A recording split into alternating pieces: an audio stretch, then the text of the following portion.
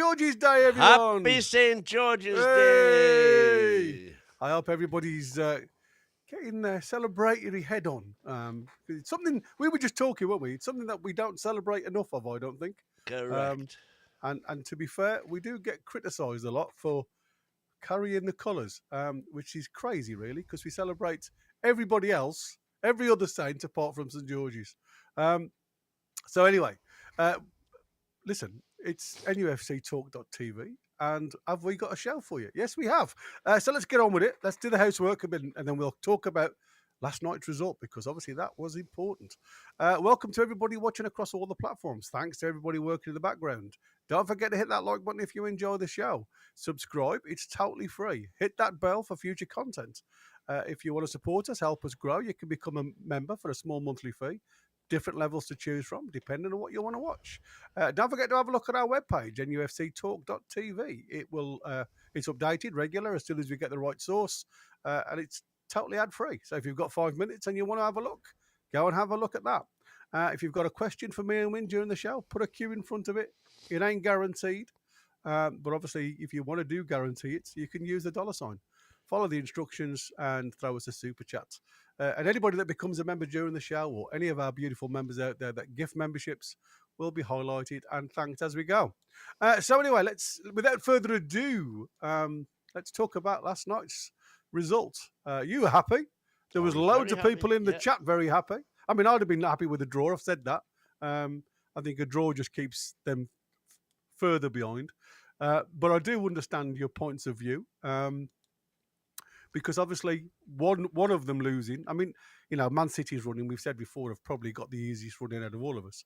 I've looked at our running, and I'm still not 100% sure that our running is going to be as good or as easy as everybody else expects.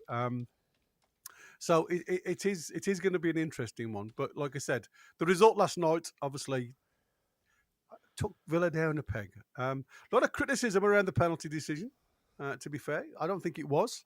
I think it was a penalty all day. Did you? No, I don't think it was a penalty. I think players now in the box go down far too easy, and it's again, you know, for me, I think this is where VAR should jump in. Well, VAR did jump in because the referee didn't give it.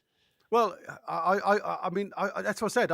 They should jump in and with the right results, with the right decision. For me, like I say, it was pointless. It didn't affect his movement. He fell. It did? No, I don't believe that. Look, Villa are divers, says to kind of phrase. Told you. It was crazy, mate. And I'd have said exactly the same if that was against a Newcastle player.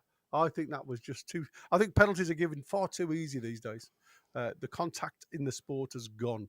Because trust me, I don't think that would have been given anywhere else on the park. And that to me is another thing, right?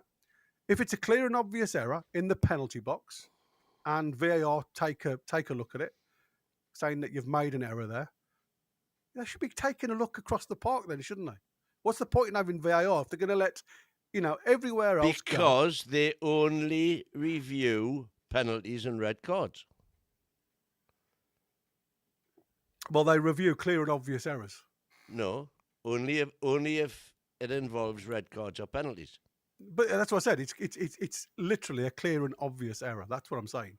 If the referee doesn't see something, then they'll review it because it's a clear and obvious error. That's how they reviewed it. Yeah, but they only review incidents which are directly concerned with goals, penalties, or red cards. Yeah, I know. That's what I'm saying, though. But there's lots of other things that there referees are lots get of wrong. other things. You know what I mean? Christ, let's not. You'd never have the game started, would you? Let's not get them involved in every decision. Oh dear. Yeah, look. I mean, here we go. Don't sign that crap. Pointless. We're at it again. Hey. I mean, listen. We're gonna talk into the show about there's a petition going around that people aren't happy with the potential of us building a stadium in the park, and we said right at the start that this could be a little bit of a problem. The conservative conservation people out there always looking for issues within natural beauty area. I mean, you've always said, haven't you? You know, at the end of the day, I'd throw them a curveball and say, listen, let's move it away from the city centre. Let's see what they'll do then. You know, get it away from the city. Look how how many businesses would fail Would fold. once you The know city would Newcastle be or a what. ghost town. Yeah, well, like a lot of cities are, mate. There's Yeah. not, you know, you look at a lot of the cities now. Cities just becomes a pedestrianised area, um, and there's not many pedestrians use it. Same as the park. To be fair, it's used as a shortcut, which is what you found some information about people that use the park. I mean, there's not a lot of information out there. To be fair, so before we get into it, give me your points that your argument then towards the petition, towards what you believe people utilize the park for, and how many people use it. Right. Well, this is not me. This is from every source I've been able to get. The number of people that use Leazes Park for anything other than a footway through to the RVI, which is on one side of it, and the city centre on the other side, is in the tens of people per day. Anything up to anywhere from 50 to 200 people a day actually spend more than half an hour in the park. All of the footfall in the park is restricted to dog walkers and vagrants, basically. So nobody uses the park except on the occasional beautiful sunny day when some people, a handful again, might go and have a picnic. By and large, the footfall in Leazes Park is people using it as a thoroughfare to get from Barrack Road to the RVI, or from Barrack Road to the Haymarket, or mostly to get from Barrack Road to St James's Park. St James's Park, yeah, I was going to say. Building the stadium where it's been proposed will not interrupt any of that footway at all, and will not interrupt any of the vehicular routes to the RVI, which are, of course, important. The most people that ever use the park are twice a year at Christmas, when for the last 2 years they have done this Northern Lights illuminated pedestrian walkway, which had 98,000 visitors over a 5-week period last Christmas. Basically, that consists of a whole load of illumination, fancy light displays, which happen to be erected in Leazes Park, but could equally be erected in the exhibition park, which has a pond and a bandstand, just the same as Leazes Park. A bandstand which, by the way, I cannot find any information at all as to the last time that the bandstand was actually used as a bandstand. Yeah. It's a Victorian listed building, but it hasn't been used as a bandstand almost since Victorian times. Leazes Park was opened in 1873. St James's Park, according to the club history, which, by the way, our friend Eddie from Tyneside Life is trying to get changed. Newcastle are officially on record. You know, everybody knows about 1892 being the start date, but Eddie from Tyneside Life, who's dug into the history of Newcastle, he's trying to get that changed to 1871, which was when the first two clubs merged to form a Newcastle United club. The 1892 was when they were admitted to the Football League. But they were actually... So Newcastle United have been in existence longer than Leazes Park has. Or somebody's saying 1881, 1892. Yeah, that's handy. So they are 1870. So there's 8 years out of 150 years history. There's 8 years difference between the two. Now you tell me which of those two institutions, Leazes Park or Newcastle United, have had the greatest impact on the economy of the city, the standing of the city, both nationwide and internationally, the culture of the city, everything about Tyneside, Northeast life, and because we're not talking about just Newcastle here, we're talking about the whole of the northeast of England. Leazes Park or Newcastle United. It is no contest. It is simply not a contest.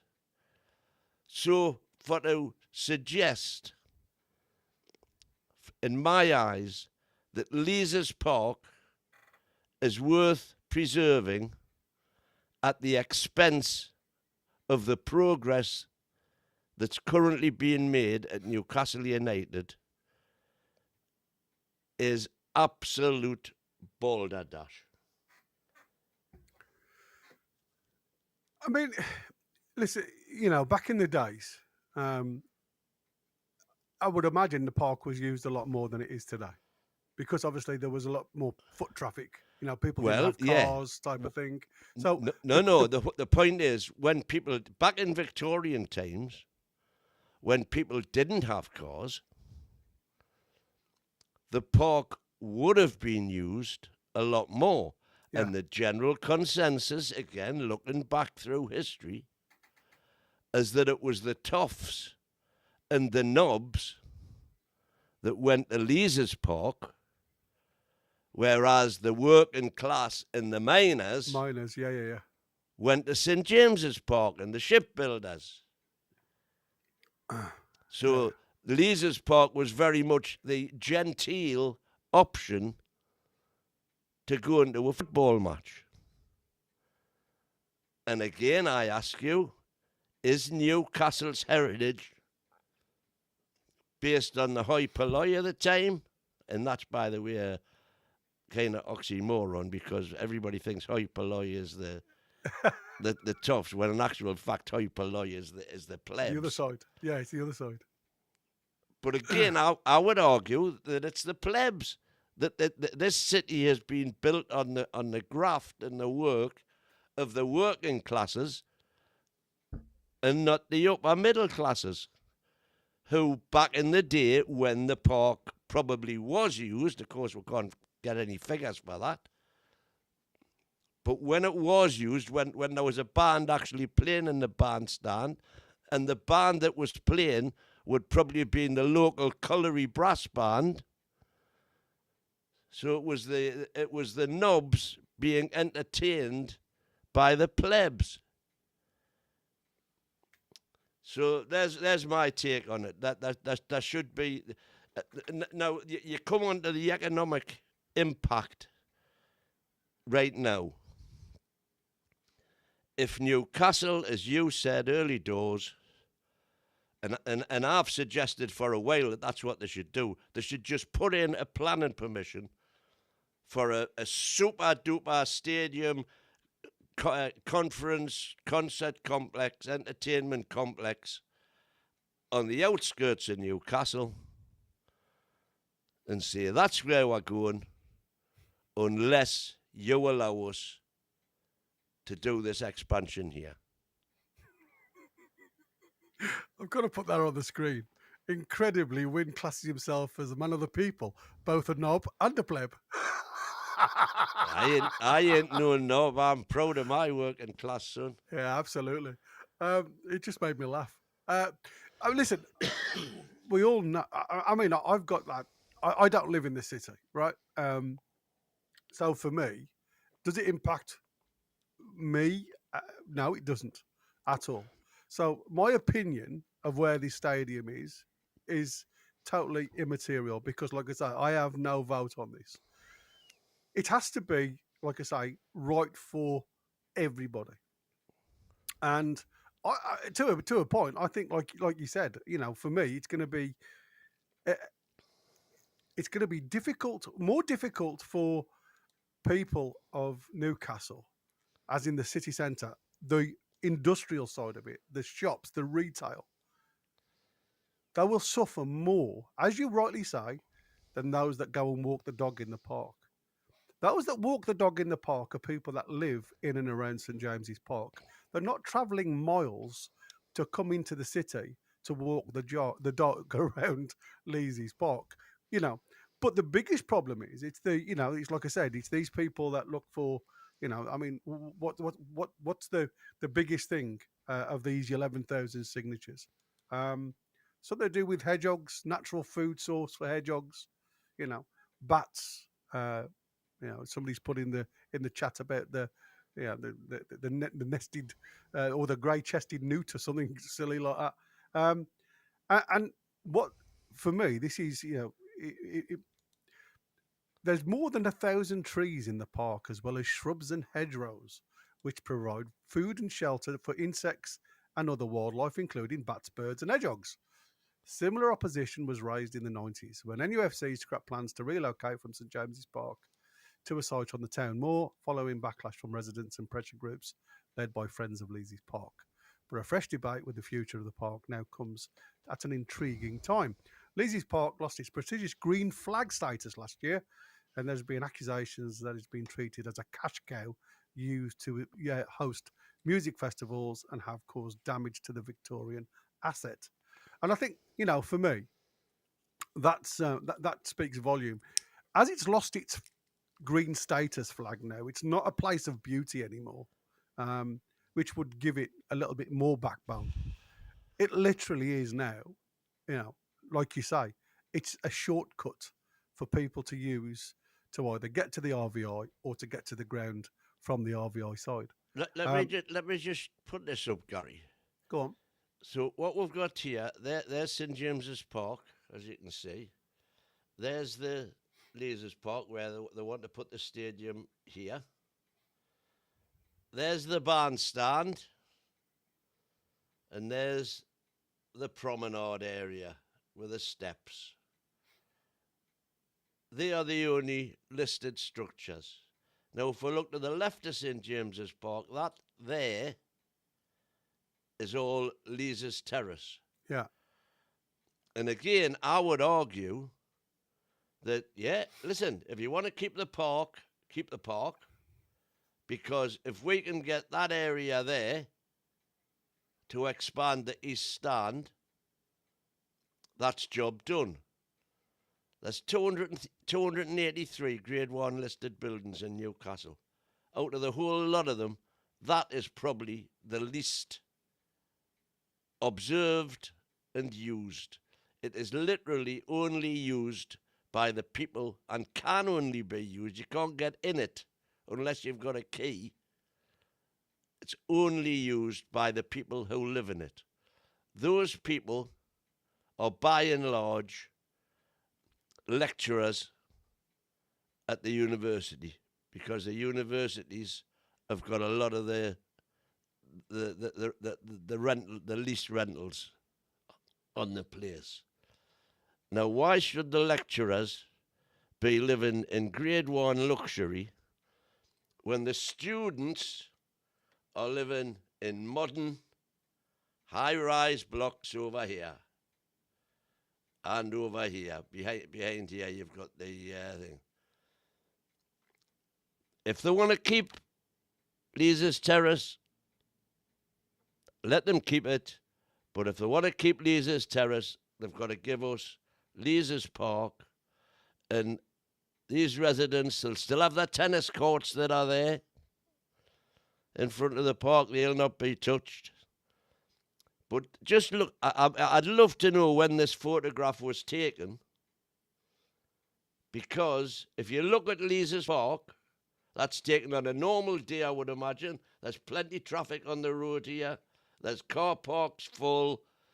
All that. It looks like a normal day to me. How many people are in that park? Can you see a single person? Because I can't. Yeah, I mean, Alan's just put one here. Look, I'll walk my dog in Leeds, and it's mainly people cutting through, going somewhere else. Exactly. On some sunny, warm day, obviously, lols sitting in okay, or spending more time. Well, to be fair, what happens is, as I say, on a sunny day, people do go and use it, and what that is, in the main, is hospital workers who are coming out for their break and sitting in Leazes Park to have their sandwich and their cigarette, because they're not allowed to smoke in the grounds. In the grounds, yeah. In the hospital. And on a sunny day, you will see a lot more people in, but that's literally what they are. Nobody goes there. That, as I say, that bandstand, I can't find any other than as a fixture for a load of lights on the Northern Lights Christmas walkway thing. I can't remember. That's basically, it's a big Christmas tree then. Oh, I love it. PDK. I can see Dave the crackhead.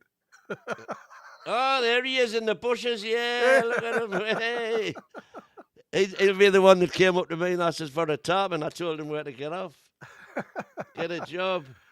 Jilly's got a lovely point, and I'm going to show. I haven't seen Jilly in the chat. Welcome, Jilly. What I heard when it was first going through, the club was going to offer the council an amount of money to go towards the environment of the park. This would never have gone through by the council. I mean, you know, for me, like I said, it's.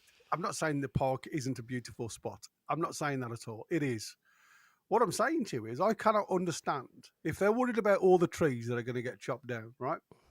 And I've said before, whatever we take, we have to give back plus 10%. Doesn't have to be in the city centre. So why can't we look at doing, you know, when you move St James's Park to the Leazes Park, the front where St James's Park is now is obviously going to change somewhat back to normal beauty, isn't it? Unless they utilise it as a car park, because parking obviously within the city is very difficult.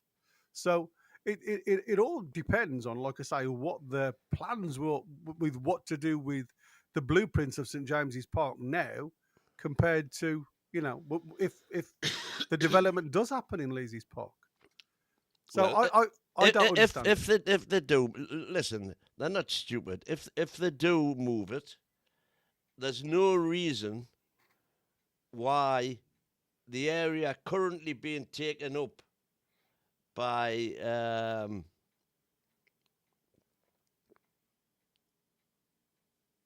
the existing East Stand could not be transformed into parkland.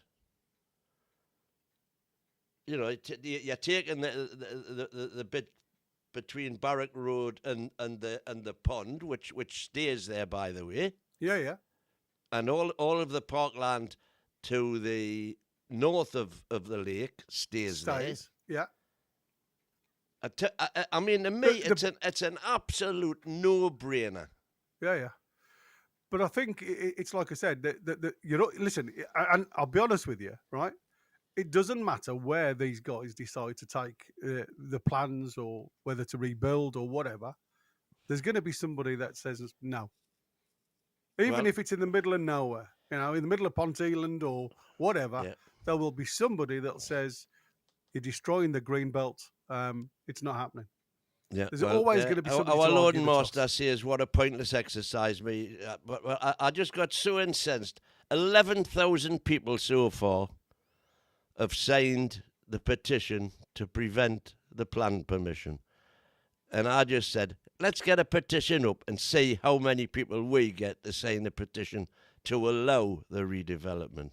So get on it, sign it, share it, spread it round, and let's see how we get on. If all of these people who are wanting season tickets, everybody says we can fill an 80,000 stadium. Right, well, let's get 80,000 signatures on the petition and see if that's true. I mean, listen, I mean, we've heard nothing yet. I mean, there's people saying that we should have heard something by the 11th of April in the chat. And I knew it was somewhere around this time now where we should have all heard of what's happening or potentially what could be happening. But obviously that's changed now because of, and like I say, there was originally 6,000 signatures on this petition. And within 24 hours, it went up to 11,000. So it's going to run and gain momentum because, like I say, not everybody in Newcastle watches football, and I think that is the other thing, isn't it? But here's the thing, Gary. Every time we do an argument or a discussion about the amount of people coming into the about the capacity, everybody says we've got a population that they all want to go, and I have constantly downplayed that. Yeah, you're right. But the likes of all of the big clubs win. Not everybody in Manchester, north or south, east or west, will go and watch Man City or Man United. Not everybody in Liverpool will go and watch Liverpool or Everton, but they still get the numbers because as they've been criticised by, a lot of Liverpool fans coming from London, a lot of Man U fans coming from London, we'd have the same. There'll be a lot of people like myself coming from outside to come up and watch the game. Spend time with friends and family. Yeah, but what I'm saying is a city the size of Liverpool can support 2 clubs. London can support 10 clubs. Manchester can support 4 clubs. Because the size of them, there's only really Leeds. Even Sheffield's twice the size of Newcastle. It's got 2 clubs.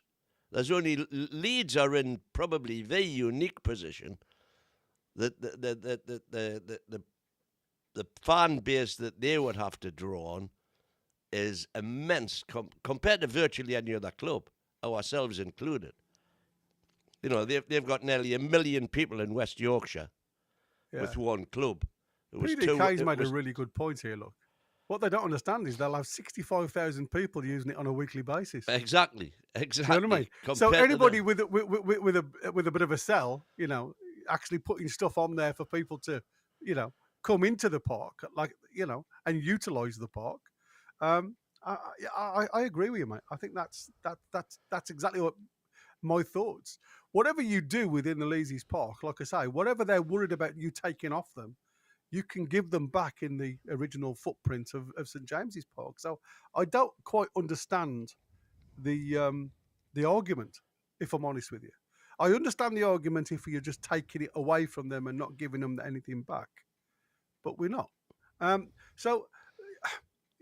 Stephen Hawker said that was pushed back from April to June so as not to disturb the Champions League push. Oh, well, I haven't heard that. But no, I hadn't heard that either, so thanks for that, Steve. Right, let's have a look at some of the chat then before we have a look at... Because, I mean, like I said, this is just going to roll on. This is going to take years. And I was just talking to Win there in the background. Somebody that I know... 10,000 of the 11,000 are Markhams. Love it. And that bloody wouldn't surprise me either. No. I was just saying to Win, a friend of mine wanted to have his own pool, a lake in the back of his garden. He's got acres of land, his own land, and and he wanted to put a carp pool, a specimen fish pool, in the back there for him and his friends, just for half a dozen pegs to fish from. And it took him nearly 5 years to actually get organised and get sorted because of all the people that petitioned against it. And like, he lived in a village, he didn't even live in the city centre. Like I say, once you start finding these bloody newts and bats and God knows what, and it's not in the local vicinity, it can be bloody 5 miles away. Oh, I thought bird newts would might have carry liked one the of them carp across. pond. What's that, mate? I thought newts would have liked the carp pond. Well, it's like I said, he hadn't even. I mean, it's just wasteland in the back of his garden. He wasn't even using it, and that's why I said he wanted to put it to use. And like I said, even then he had loads of issues and loads of obstacles to get over. Go on then, let's have a look at the chat. I'll start a few. Where are we? Let's go to the top. Andy Turnbull, afternoon all. Just seeing the heading come through on my phone. Side of the petition is just wasting ink. It's happening, says Andy. Well, I don't know whether Andrew thinks the petition is to stop it happening or what. Yeah, I think you might have got that wrong. I'm saying no. I think signing that petition ahead. that they've put against us building in Leazes Park. That's where Andy's coming from. He said it's happening. He just thinks it's a waste of time. Well, that's how I've read it anyway. Well, all I'm saying is, it's just if we can get a petition with 200,000 signatures on, yeah, just show the support. Just to show how pointless that petition is. People don't think that the SJB will demolish, so therefore the park will only be moved. There you go. That's exactly my sentiments. Andy's come in and said that the announcement that we were told was going to be the 11th of April, but that's passed, and I think that's the reasons now why you've just seen it. Steve has put down it's a waste of time, more rats than people. And again, Friends of Leazes actually advised that the only line of objection by others would be if the overall green space was significantly less than currently. It was clever working, which was mitigated. So this is what we were saying. I mean, the ruling has always been whatever you take up in a blueprint, you have to give them back plus 10%. But also, like we said before, it doesn't have to be within the same area. It could be anywhere else in the city. It could be anywhere in the bloody county, I suppose. Graham from TC Travels, he's put down, in my opinion, new stadium will be built on Leazes Park. Then give back SJP, knock down and create your own central park with walkways leading to stadium, with NUFC history, statues, etc. Easy win, everybody's happy. Well, exactly. Wouldn't you think so, Graham TC Travels?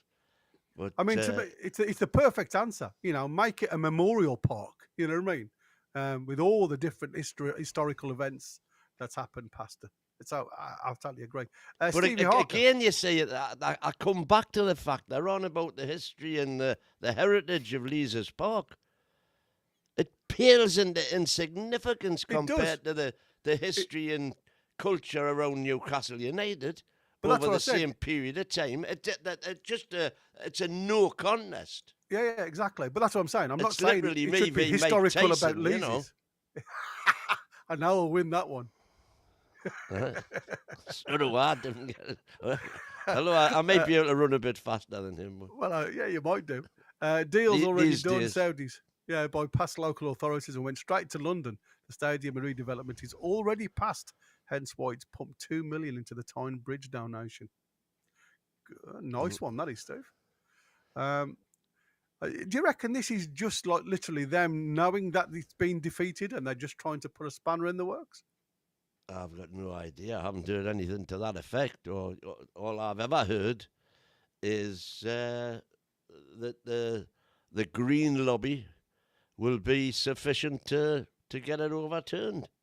Yeah, well, apparently they have to get a number of signatures, which is they've surpassed now, for it to be heard in the council. And apparently once it's heard in the council houses, then all of a sudden it can be passed, down to Parliament to obviously get blocked. So it's going to rumble on this, I think. Stevie again, stadium. But we don't want it rumbling on, that's the point. No, exactly. Well, I think I've already But done what, that one. I mean, listen, we're safe till 2028 anyway, because they've Yeah, got because to nothing they've got can to happen. use St James's Park 2028.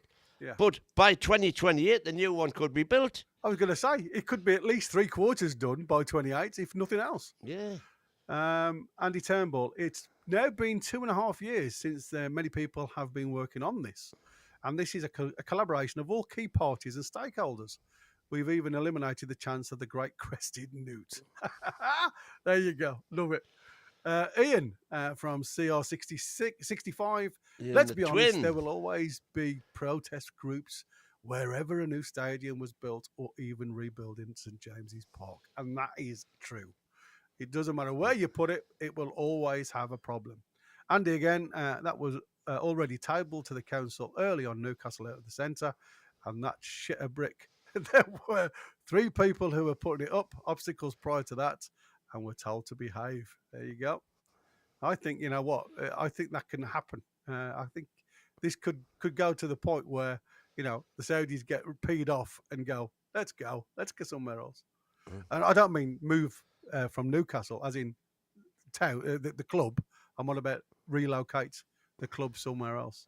Saudis don't deal with local authorities, says Steve.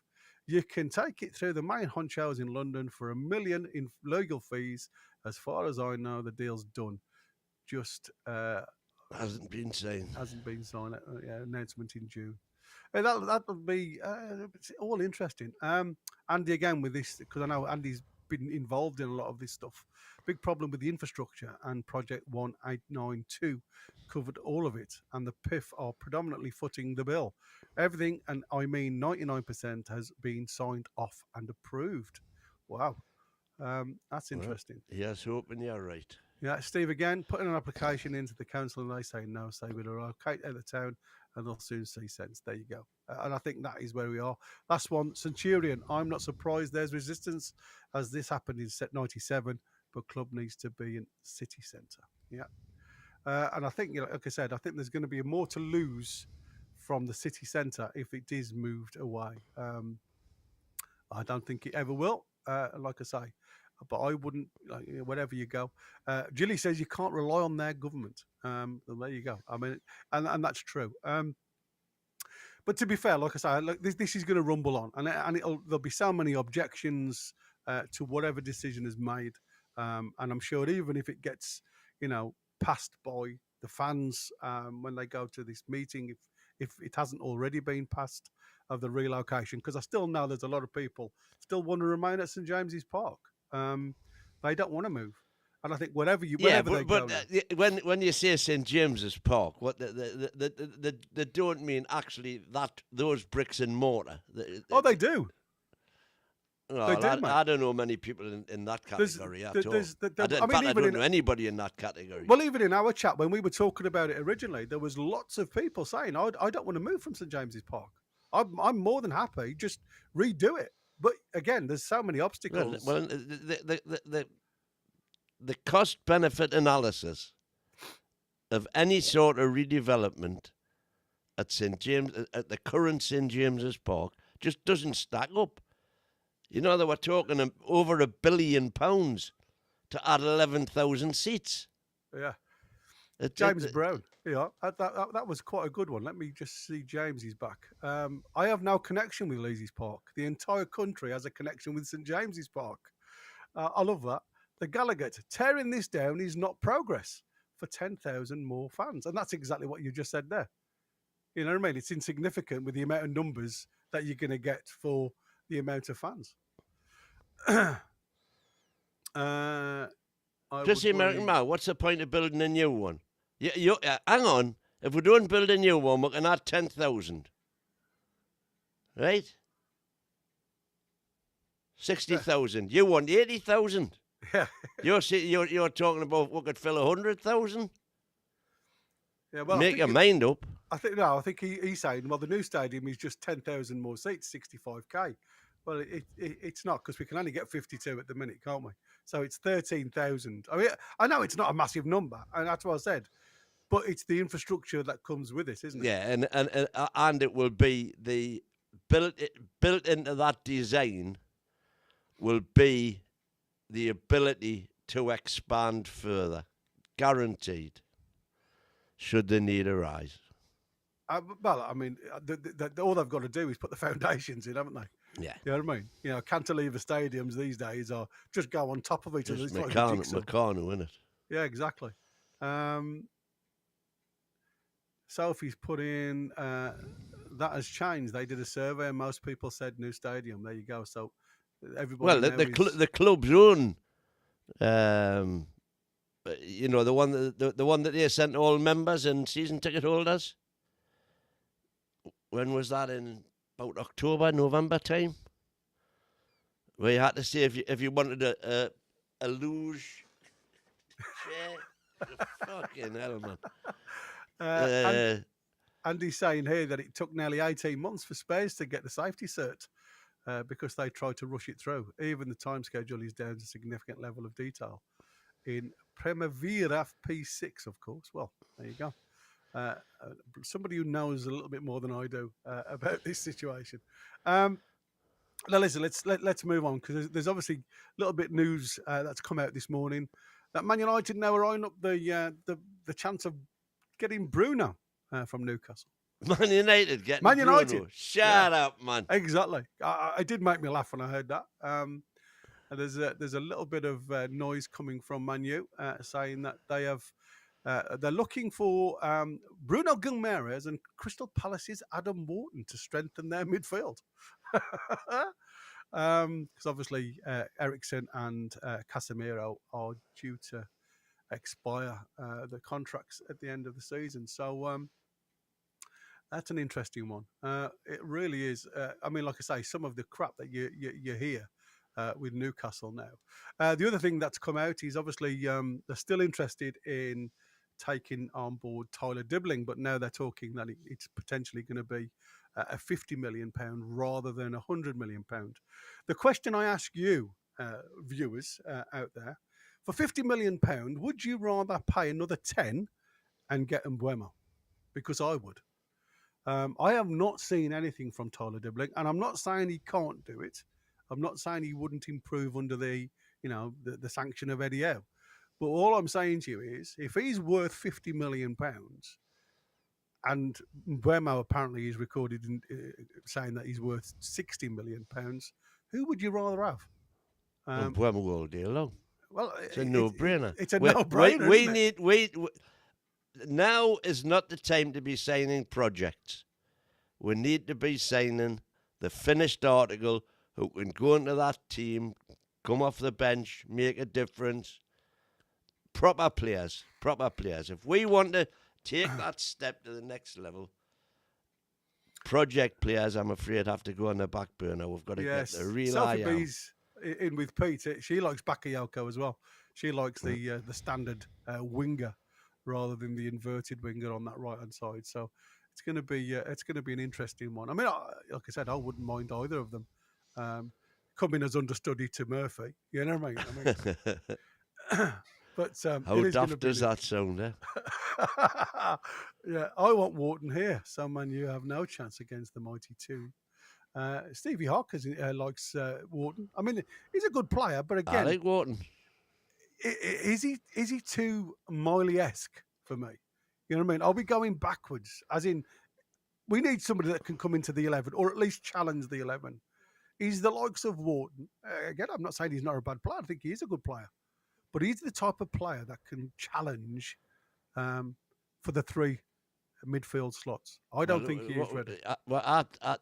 Wharton's big asset for me is ball carrying, which is what we tend to miss. Other than Bruno, somebody who can actually bring the ball. And I'm talking from deep as well. I'm talking from our D. Up to the halfway line. That's one of his trademarks. He carries the ball really well. Yeah. And he knows what he's going to do with it at the end. He's like a poor man's Declan Rice, if you want. Yeah, exactly. I mean, there's some talk now about us going in for this Italian now in midfield. Guendouzi to head back to the Premier League. Lazio midfielder, a top target for Newcastle in the summer window looms. Ooh, where's Matteo that from? Guendouzi has been eyed by Newcastle ahead of this summer, according to a report. Tutumur Cato Web, never heard of it. Think it's louder tosh, but there you go. Star Guendouzi is being eyed by Newcastle ahead of a window. The interest is not said to be linked to the future of Tonali, who is reportedly keen to leave the club. That rumbles on, and it continues to rumble on, doesn't it? Reported, as soon as you've got someone like reportedly Reported, in this statement, sources say, it's bollocks, man. Yeah. Why would Tonali be keen to leave here, other than to get the son of Naples on his back? It's crazy. Graham's TC Travel saying Casemiro has another 2 years, 300,000 per week. Who's signing him? Same with Rashford. Well, I think Villa are really expecting Rashford to stay. But obviously, as we saw in the somebody put in the report this morning in the chat, I think it was Jamie, wasn't it? Jamie's put in that Villa are 90-odd%. A couple of their fan channels are saying they're going to pay 40,000 for him and pay him 200k a week. What, Still Rashford? seems a lot to me. I mean, I must admit, he's looked a decent player under the helm. Yeah. But I mean, he's. I still think for him to go, Aston Villa need to be Champions League. I really do. I don't think he'll stay with them if they're not. I mean, I might be wrong. I mean, they are skint. I agree with you. But like I say, I think they were on about talking. Well, I'd read, again, I don't know how true it is. I'd read about them, Man United, actually paying Casemiro off after this year. Like you say, he's got another year on his contract, but they're on about just giving him money and saying goodbye. The same with Eriksen, because they're actually not doing a lot for them. I would need nearly 100 million for Tonali. No Italian's going to play. That says Anna. Yeah, it is mental. Tonali is value-wise for me. Tonali is almost up there with Isak now. To be fair, I think he's as important as Isak. Well, so do I. At the minute. Yeah, but you're not getting Tonali for less than 120 mil, and you're not getting Isak for less than 150 mil. Yeah, it's mad. What else did I read this morning? I'm just even then, do we really want to become a selling club again? We'll make smashing money and we might be able to do a Villa, which they did very well when they got the 100 million for Grealish. They splurged and bought some really good players, and you can see the effect that's had. But on the other hand, you can look at West Ham, who sold Declan Rice for 100-odd million, splurged all of that out, but didn't buy the right players, and look where they are now. Weird, I've got somebody knocking on my door. I'm just going to go and answer that, matey, if you can crack on. No probs, mate. So you've got to be very careful about just taking money because it's there. Yes, we are struggling for money. But the minute you start dismantling that side that we've got there now, I just don't want to see it happening. I want to see what adding to that squad with proper players so that Eddie can have the luxury that Emery had on Saturday of bringing 4 quality players off the bench to replace 4 quality players on the pitch, which we sadly haven't got now. We've maybe got, let's say, 3 half-decent players on the bench who don't dramatically drop the quality of our side that's on the pitch. Let's have a look at the comments, see what we've got here. Who's this? Gilly again. The council are having problems with the upkeep of the park, so this is a great financial boost for money to go back in the park. I'm not really worried about the petition, to be honest. Which petition? Presumably you mean the one that the Friends of the Park are signing. We are already competing. Cup winners, challenging for the Champions League. What will tearing down St James's give us that we don't already have?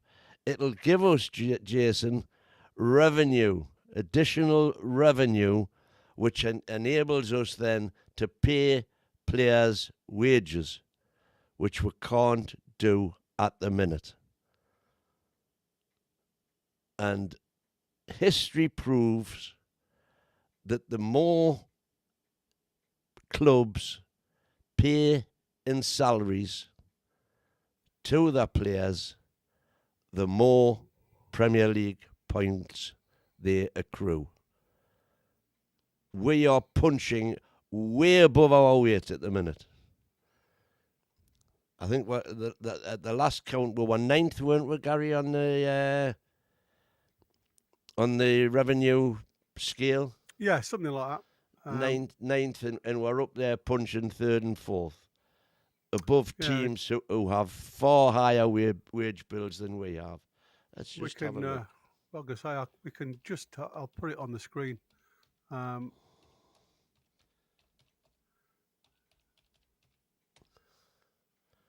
then you can see. Are you still sharing, Win? No. No? Okay.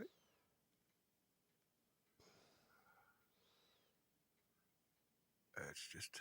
Yeah. There you go. So, as you can see from this... 1, 2, 3, 4, 5, 6, 7... Tottenham Hotspur, obviously, wages to revenue.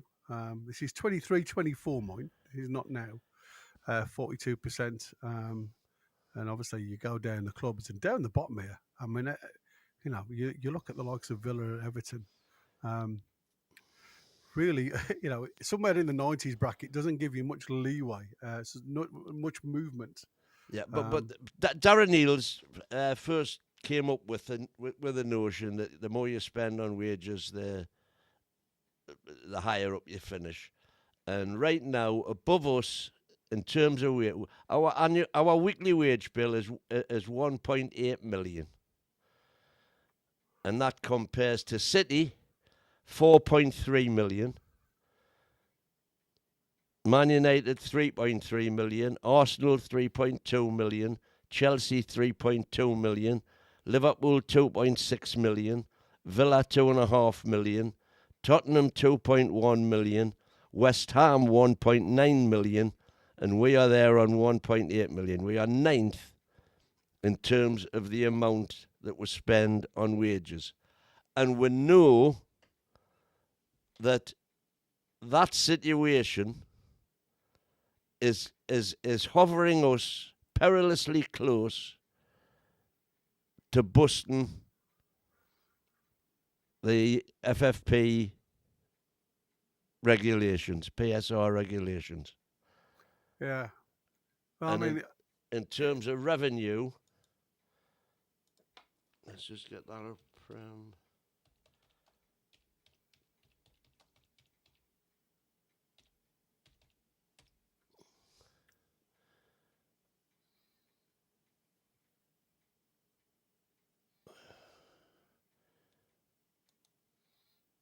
ranked by revenue. We are 1, 2, 3, 4, 5, 6. We're 7th in revenue. Yeah, so you've got this was 22-23. Man City 718 million. Man United 650. Well, we know now that Man City are actually up in the 900 millions now. But anyway, this was then City 718, Man United 650. Liverpool 594, Tottenham 549, Chelsea 512, Arsenal 464, and we were then down at 250, which we now know is 300, probably 350 by the end of this season. But Arsenal were 464. Arsenal, who are one above us, were 464 in 22-23. So theirs will have increased proportionately as well as ours has, and they have increased their stadium capacity Liverpool have increased their stadium capacity. Tottenham haven't, because that was Tottenham's new ground. So if we want to compete with the big boys, we've got to increase our revenue. And the only way that this all started with them saying, why leave St James's Park? The only way we can increase that revenue is not just by revenue on the pitch and match day. We've got to have a stadium that's multi-purpose, that can attract all of the top international stars, not just Sam Fender, who's a local lad. In order to get up there, it's basic economics, really. Yeah, I mean that's what we were saying. We've got to start climbing, and that's why I said we've got to stop being a club that literally just gives players away. You know, we can't afford to do that anymore. But I don't think we're going to afford even to sell them until we build that squad up. You know, we could, for example, if we were to buy Wharton, who was already a proven Prem performer, initially you would think he's going to sit on the bench because he ain't going to get in front of Bruno Tonali or J7. But we're going to need to rotate, and when we bring him on, you never know. He might just suddenly, in that midfield himself, unlike certain other players, he might shine and develop and become even better. Yeah. And then you might be in the lucky position of being able to say, right, well, if somebody comes in with a stupid offer for one of that, we've got him to go straight in. We've still got Louis Miley on the bench. You know, that midfield for me needs strengthening. The trouble is, we need strengthening in so many other places that are nowhere near as strong as what our starting midfield is. That to me is the priority. That's where we should be spending the money. We need a new goalie, without a doubt, for me, because neither well, apart from the fact they're both getting along in the tooth, you know, there's neither of them you could say would be in the top 5 keepers in the Prem. We need centre backs to replace Byrne and Shea, who are not getting any younger. But you've got Botman, haven't you, coming back? Well, you have, but is he going to come back anywhere near the player he was? We don't know that yet. No. But you have got Byrne then who can take a breather. And I think the biggest thing that, the way I look at, as you get older, the less you do, the worse you feel. You know what I mean? I think why these lads are still involved with the game and playing to a level. I mean, yeah, you've got to have replacements and there's got to be rotation. And I think the biggest thing for me is not having rotation in the first 11. There isn't a player that comes off the bench. I mean, even Anthony Gordon hasn't really done anything since his demise, his red card. So, when you actually look at it, you have got to start having something that can impact from the bench as a squad, as a team. Because at the minute, like I say, you're running through sludge most of the game, especially when the game's away from you, as it was against Villa. There is no way, and it doesn't matter what people say about having a different system or a different playing, facility. It's a case of when you've got your 11 players that aren't impacting, where does the coach then look at to change things? And at the minute, it ain't there. I did read that in I can never pronounce his name. Ndwini, who's gone to Blue Star, Newcastle Blue Star, the young lad that was released last year. He was talking about how it works within the under 21s, and he had the idea, he had the notion that he was going to get dropped and released, but he said it's the team, it's what they do to the young lads. As in trying to get them out and playing professional football rather than just playing in the under 21s. If lads aren't gonna progress very well, they always look at your CV. They always talk to you about your CV on where you're going to go and how you're going to, progress and things like that. And he had a real, it was a real nice read and how he like he's gone down to the 9th tier now with Blue Star, and he wants to get back onto the platform of a professional footballer. But he said the lads did a lot for him, even as he was released. It wasn't a case of they just let him go. They did try and get him out on loan to a professional club. The offers just weren't there. There was there's lots of clubs just don't want to gamble these days on youngsters because it doesn't change what they need from players. So unless you're the likes of Miley, who's had lots of experience in the Premier League, Champions League, and have been in the shop window for a lot of clubs, that's why there's a lot of information now coming through saying there's a lot of takers for Miley. Under 21 players just don't get the chance these days. But I do think, going forward, and I don't think it's going to be next year, but I do think in a couple of years, we are going to have lads that will not just give us an option to play, also give us the option to make some money. The same as Man City do, the same as Chelsea. That you can't just rely on that to close the gap though. And I think a development of the stadium has to go through for us to get anywhere near the big boys when it comes to finances.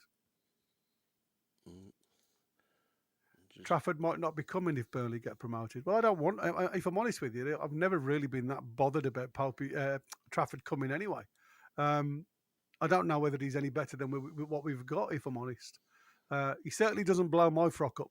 So I mean, it's one of them for me. When it comes to like players coming in, I mean, I'm not saying he's obviously an improvement on some.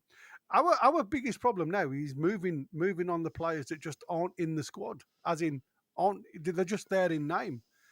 Players that don't even get on the bench, and I think that's the thing for me. Where when you still look at some of these players, Chevalier, I like that. He's a good shout, Sophie. I like him. I think he could do a lot for us at Lille. And again, you're looking at different leagues, Ligue 1 and Serie A. It's a vast difference from the Premier League these days. And I know, like Chris loves some of the foreign stuff, the Spanish leagues and stuff like that. But I still think it's like a lot of leagues these days. It's only fought out by several clubs. It's not fought out by the whole league. And the one thing that I realise with, especially this season, more than any season in the Premier League, you can lose to anybody on your day. That's the difference between the Prem and any other major league. There's no, Chris laughs at me for saying it, but there's no easy matches.